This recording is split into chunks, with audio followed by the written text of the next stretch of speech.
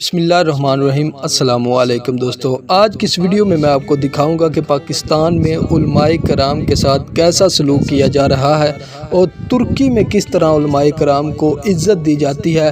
دنیا کے جو عظیم لیڈر ہیں طیب اردگان، ان کو اللہ نے بہت زیادہ عزت دی ہے اور جتنے بھی مسلمان ہیں وہ ان کو اپنا ہیرو مانتے ہیں، اور ان کے مناظر دکھائیں گے آپ کو کہ کس طرح وہ اپنے پیر و مرشد کے ساتھ ملتے ہیں اور اپنی برابر والی جگہ پہ بٹھاتے ہیں۔ اور ایک ویڈیو میں نے دیکھا ہے کہ ان کے قدموں میں بیٹھتے ہیں، اور آج انہی کی دعاؤں کی وجہ سے طیب اردگان کو یہ مقام ملا ہے، کیونکہ علماء کرام کی بہت ہی زیادہ عزت ہے۔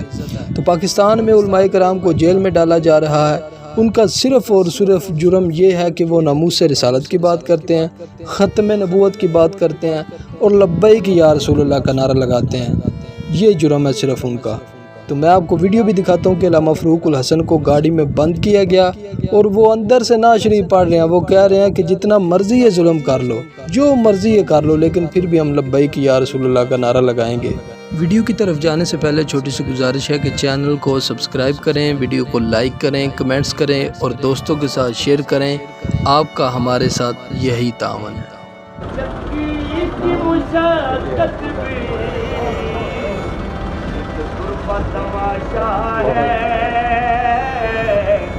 حضرت کی طبیعت بھی وہ چاہے ستم کر لو تم اور بھی کھل کے لو۔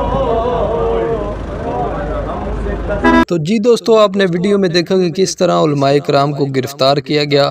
اس کے علاوہ آپ جانتے ہیں کہ علامہ سعد حسین رضوی کو بھی تقریباً 3 ماہ سے زیادہ ہو چکے ہیں، انہوں نے نظر بند کیا، ان کو بھی رہا نہیں کر رہے۔ اس کے علاوہ اور بھی بہت سارے تحریک لبیک پاکستان کے جو کارکنان ہیں وہ گرفتار ہیں۔ علامہ شفیق امینی صاحب کو انہوں نے گرفتار کیا۔